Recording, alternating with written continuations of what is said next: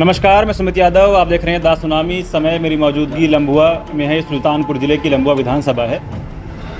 आने वाले कुछ महीनों में 5 प्रदेशों में चुनाव होने हैं, जिसमें सबकी नज़रें उत्तर प्रदेश एक बड़ा शहर, 400 से ज़्यादा विधानसभा, 80 लोकसभा वाला ये राज्य है। सबकी नज़रें उत्तर प्रदेश में है कि क्या हाल इस बार उत्तर प्रदेश में होगा। हम लोग, ये अवध का क्षेत्र है, सुल्तानपुर में हम लोग मौजूद हैं। यहाँ तमाम मुद्दों पर बातचीत करेंगे कि अब सबकी क्या तैयारियाँ हैं, क्योंकि अब समय बहुत सीमित है। किन किन मुद्दों पर चर्चा होगी, क्या क्या मुद्दे लेके लोग चुनाव में जा रहे हैं। बीते 10 साल से भारतीय जनता पार्टी की सरकार है, कितनी एंटी इनकम्बेंसी और कितना लोग सरकार से खुश हैं। हम लोग दिल्ली से करीब 700 किलोमीटर की दूरी पे हैं। दिल्ली में जो जंतर मंतर पर जो आपने प्रदर्शन देखा, जिसमें तमाम देश के छात्रों ने हिस्सा लिया, उसका क्या असर यहाँ पे है, उस पर भी चर्चा करेंगे। यहाँ से अयोध्या बहुत नज़दीक है। अयोध्या के राम मंदिर का मुद्दा दिल्ली, यहाँ अयोध्या से लेकर दिल्ली के सदन तक समाजवादी पार्टी के नेताओं ने उठाया। वहाँ अयोध्या के राम मंदिर में चोरी का क्या असर है, तमाम जितने मुद्दे सब पर बातचीत करेंगे। बातचीत करने के लिए हमारे साथ समाजवादी पार्टी के नेता जितेंद्र वर्मा बाजीगर जी मौजूद हैं। बहुत बहुत स्वागत है सर चैनल पर। सुमित जी, आपका बहुत बहुत धन्यवाद। आप सुल्तानपुर लंबुआ विधानसभा में लखनऊ से चल के आए, आपका बहुत आभार है।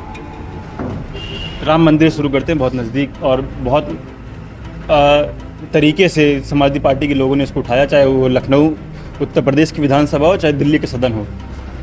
यहाँ आप क्या देख रहे हैं लोग, क्योंकि जो भारतीय जनता पार्टी के लोग हैं, विधानसभा में सतीश महाना भी ने कहा कि अगर आपने चंदा दिया है तो आप अपनी पर्ची दिखाइए। तो अगर आपने चंदा दिया ही नहीं तो आप इतना क्यों परेशान हैं? चंदा देते समय कोई पर्ची न मांगता है न कोई देता है। और लोग जा करके भगवान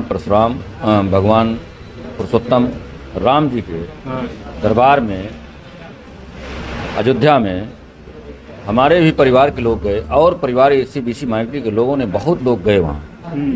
जो कहते हैं कि मुसलमान नहीं, मुसलमान भी चंदा दिया, मुसलमान के लोग भी गए वहाँ। और गांव-गांव से लोहा गया, गांव-गांव से पैसा गया। क्या गांव के 10 रुपया, 20 रुपया, 100 रुपया, 200, 500, 1000, 2000, 10,000, 20,000 जो दे रहे हैं, वो क्या पर्ची मांगते हैं? पर्ची तो वो लोग मांगते हैं जो उद्योगपति हैं, वो पर्ची मांगते हैं। उनको पर्ची लोग देते हैं। जो किसान है, मजदूर है, 100 रुपया कमाता है, भगवान के नाम पे 10 रुपया दे देता है, वो क्या पर्ची मांगेगा 10 रुपये का? ये लोग झूठ बोलने की फैक्ट्री है भाजपा, और सबसे आरएसएस के लोग ये फैलाने में बहुत तेज माहिर है। लेकिन जो हमारी जनता, गरीब दुखिया, गांव से लोगों ने चंदा दिया, उसका चोरी कर लिया। आपका पैसा अगर कोई चोरी कर लेगा तो क्या आप उसको वोट करेंगे? आप उसको दरवाजे पर बैठने नहीं देंगे। ये जब आप वोट मांगने जाएंगे गांव में ना, इनको लोग दौड़ाएंगे कि चंदा चोरी का हिसाब मांगेंगे इनसे। सतीश महाना जो कि विधानसभा अध्यक्ष हैं, पर्ची मांग रहे हैं, मतलब जिनके पास पर्ची नहीं है वो श्रद्धालु नहीं है। सतीश महाना जी ऐसे कुर्सी पे बैठे हैं, उनको ऐसी भाषा अच्छी नहीं लगती। गांव चुनाव लड़े हैं, उनको नहीं पता है गांव के लोग पर्ची मांगते हैं। वो तो भारतीय जनता पार्टी की बातों को बोलेंगे ना, जो आका के उनके आदेश होगा वही बोलेंगे वो। तो गांव का आदमी, आप हम सब लोग गांव के हैं, गांव के गलियों से आते हैं।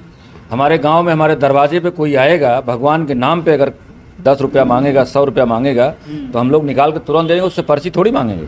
भगवान राम पे कौन पर्ची मांगता है? उनसे ज़्यादा भारतीय जनता पार्टी के लोगों के ज़्यादा, आरएसएस के लोगों से ज़्यादा एससी-बीसी जो है भगवान राम की पूजा करता है। और जिस गांव से मैं आता हूं, वहाँ बजरंगबली का बहुत बड़ा मंदिर है। बचपन से हम लोग मंदिर जाते हैं, चंदा भी चढ़ाते हैं। क्या पर्ची मांगते हैं क्या हनुमान जी से? भगवान राम से कौन पर्ची मांगेगा? भगवान राम से बड़े हो गए हैं क्या वो? आप बताइए, भगवान राम से बड़े हो गए हैं? ये धोखेबाज लोग देश के साथ गद्दारी किए हैं। 2027 और 29 में इनको वो एहसास कराएगी यही जनता, जिसका पैसा चोरी किया, दरवाजे पे बैठने के नहीं पाएंगे लोग। भाई आजकल 10 रुपया किसी कोई चोरी कर लेता है तो ऐसी निगाहों से देखता है कि हमारे निगाहों से हट जाए, हमारे दरवाजे पे ना आए। ऐसे लोगों को कोई वोट करेगा? बैठने तक देगा नहीं। वोट करने की बात बहुत दूर है। समाजवादी पार्टी और उनके नेता अखिलेश यादव लगातार पीडीए की बात कर रहे हैं, और पीडीए के फॉर्मूले से 2024 चुनाव लड़ा गया, जिसमें समाजवादी पार्टी को कामयाबी भी मिली। अभी हाल ही में जनेश्वर मिश्र जी की जयंती थी, वहाँ समाजवादी पार्टी कार्यालय में ब्राह्मण सम्मेलन किया गया। तमाम ब्राह्मण समाज के लोग, ब्राह्मण समाज के नेता उस सम्मेलन में मौजूद रहे।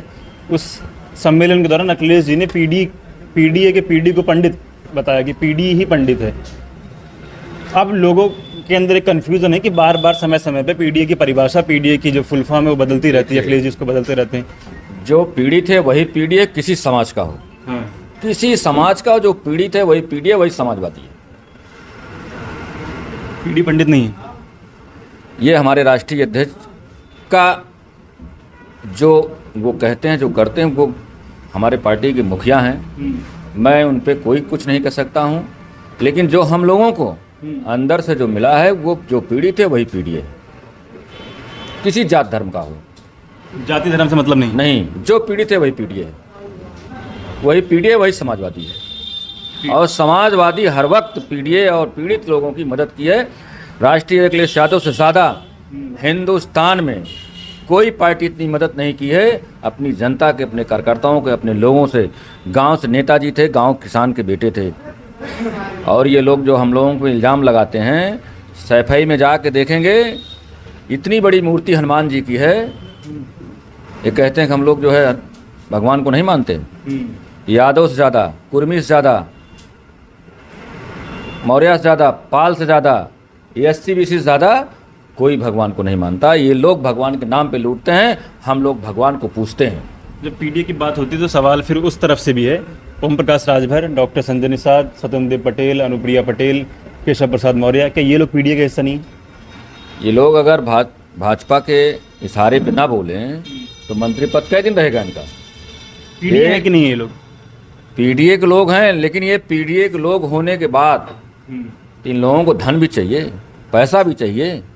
तो अगर राष्ट्रीय अखिलेश यादव के खिलाफ नहीं बोलेंगे तो एक को दिन कुर्सी अपने बैठने पाएंगे लोग। और जब तक नहीं बोलते तब तक स्टूल मिलता था। अब उनके खिलाफ बोलते हैं तो कुर्सी मिलती है। कुर्सी मिल गई अब? हाँ, कुर्सी मिल गई है, बैठते हैं भाई कुर्सियों पे अब।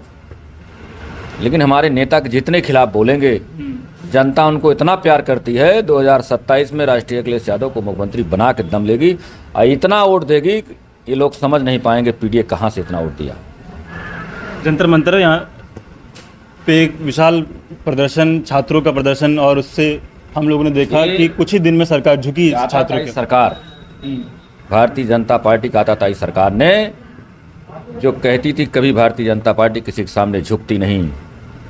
हमारे बच्चे जो नौजवान है, जो पढ़ा लिखा है, वो हमारे ही बेटे, हमारे ही बच्चे, हमारे बेटियां हैं। उन लोगों ने उनको दिखा दिया कि नवयुवक की ताकत और जनता की ताकत और कॉलेजों की ताकत, इनकी नींव को हिला दिया। प्रधानमंत्री को पीछे से दरवाजे से भागना पड़ा और 1 हफ्ते के अंदर इनको इस्तीफा देना पड़ा, जो आज तक पहली बार हुआ, आज तक कभी नहीं हुआ भारतीय जनता पार्टी में। लेकिन इन्हीं बच्चों के दम पे बच्चों ने वो करके दिखाया जो हिंदुस्तान में कभी नहीं हुआ है। या तो बहुत पहले आंदोलन हुआ था, इतना बड़ा आंदोलन हिंदुस्तान में आज तक नहीं हुआ, सब लोग डरे हुए हैं। अच्छा, सदन के अंदर राहुल जी ने भी और अखिलेश जी ने भी सवाल किया कि लाठीचार्ज के आदेश और पैलेट गन और AK-47 जैसे हथियार चलाने के आदेश किसने दिए थे? इसका जवाब गृह मंत्रालय से मांगा गया, लेकिन ना गृह मंत्री अमित शाह सदन में तब से आए हैं, ना प्रधानमंत्री मोदी सदन में तब से आए हैं। समझिए, पुलिस विभाग जितना है वो सब गृह मंत्री के अंतर्गत आता है। बिना उनके आदेश के किसी पुलिस, किसी अधिकारी की हिम्मत नहीं है गोली चला दे, क्योंकि वो भी अधिकारी, वो भी IAS PCS, जो भी SPS, पुलिस विभाग, इलेक्ट्रिक, जो भी लोग रहे, जिस लड़ाई के लिए बच्चे लड़ रहे हैं, वहीं से होकर के वो लोग अधिकारी और PCS और पुलिस हुए हैं। उसी लड़ाई को लोग लड़ रहे हैं। अगर वो लड़ाई आज नहीं लड़ते, ये लोग कहाँ अधिकारी होते? शिक्षा में वो ताकत है जो ताकत को लोगों ने दिखाया। भारतीय जनता पार्टी चाहती है कि SC BC माइनॉरिटी के लोग पढ़ लिख ना पाएँ, मजबूर रहें, तो जैसे इनको जो आदेश करते इनको वोट दें। वो समय चला गया है। हमारे राष्ट्रीय अखिलेश यादव ने लोगों को दिखा दिया, और इतना नवयुवक मुख्यमंत्री हिंदुस्तान में इन्होंने जो करके दिखाया, आज तक कोई करके दिखाया नहीं। 12 से 17 तक जो कार्य इन्होंने किया, आज तक किसी मुख्यमंत्री ने उतना कहा। 10 साल योगी जी हैं, 1 साल का भरपाई नहीं कर पाए 10 साल में। सिर्फ हिंदू मुस्लिम के अलावा इनके पास कोई मुद्दा नहीं है। हम राष्ट्रीय अखिलेश यादव ने 100 नंबर दिया, 108 दिया, 102 दिया, सिंचाई फ्री, नलकूप फ्री किया। इन्होंने क्या किया किसानों के लिए? हमारे ही फार्मूले को इन लोगों ने जो है आजमाने का प्रयास किया, लेकिन ये कर नहीं पाए, क्योंकि इन झूठ बोल के 15 लाख दे करके 15 लाख दूंगा उस पर किसानों को बिजली फ्री देने की बात कही। बिजली फ्री मिल रही है। अगर हमारी सरकार होती, समाजवादी पार्टी के अखिलेश यादव मुख्यमंत्री होते, तो आपको 300 यूनिट बिजली फ्री मिलती, किसानों का कर्ज माफ़ होता, बीमा होता, घर घर स्मार्ट मीटर लगते हैं। जो स्मार्ट, अब सोच लीजिए, हम फ्री की बात कर रहे थे और ये स्मार्ट लगा रहे हैं। जनता को लूटने का काम कर रहे हैं, अपने उद्योगपतियों का जेब भरने का काम कर रहे हैं। जो नौजवान और किसान से लड़ेगा वो मिट जाएगा, और ये आज से नहीं, आज से चल रहा है। जो नौजवानों से लड़ेगा और जो किसानों से लड़ेगा वो मिटेगा। वो दिन दूर नहीं है, 2027-29 में ख़त्म हो जाएंगे, और जब जाएंगे ना तो कभी आएंगे भी नहीं। दिल्ली यहाँ से 700 किलोमीटर की लमसम दूरी है। जो दिल्ली में हुआ, जंतर मंतर पे जो हुआ, उसका क्या असर यहाँ आपके क्षेत्र में, उन युवाओं में, छात्रों में? क्षेत्र में नहीं, पूरे हिंदुस्तान में, पूरे उत्तर प्रदेश में चुनाव होने जा रहा है। जितने नवयुवक हैं, और नवयुवक, पहली बार ऐसा हुआ, नवयुवक के गार्जियन ने कहा कि आप लोग डटे रहिए, हम लोग आप लोगों की सेवा करेंगे और आप लोगों की देखभाल करेंगे। नौजवान और गार्जियन के दम पे बच्चे वहाँ पर टिके रहे। इन लोगों ने आंसू गोले चलाए, गोली चलाई, लाठी चार्ज किया, लेकिन कोई बच्चा भागा नहीं, डटा रहा। मैं आंखों देखी बता रहा हूँ, मैं भी वहाँ मौजूद रहा। यहाँ क्या तैयारी लम्बुआ में आपकी है? मैं 8-9 साल से कोई ऐसा गांव पीडीए का नहीं बचा जिस गांव में घर घर नहीं गया हूं। हर व्यक्ति, आप कहीं भी पूछेंगे कि बाजीगर आपको दिखते हैं कि नहीं दिखते हैं, तो आपको 80% लोग आपको कहेंगे नहीं बाजीगर दिखते हैं। हर सुख दुख में जाता हूं, शादी हो, ब्याह हो, पार्टी का काम हो, हर में मैं सम्मिलित रहता हूं। और अपने पार्टी राष्ट्रीय अखिलेश यादव के निर्देश पर हम लोग गांव-गांव पीडीए की मीटिंग भी कर रहे हैं और अपने लोगों को जागरूक भी कर रहे हैं, कार्यकर्ताओं को भी जागरूक कर रहे हैं। जो मुझसे बन पड़ रहा है अपने जनता और कार्यकर्ता के लिए। एक चीज़ आपको और बता दूं, जिस दिन समाजवादी पार्टी की सरकार होगी, हमारे जैसे नौजवान अगर विधायक होंगे, तो मैं तो पहला काम लम्बुआ में, एक तो जनता हमारी परेशान ब्लॉक से होती है, तहसील से होती है, थाने से होती है। इन तीनों चीज़ों पे मेरी निगाह रहेगी।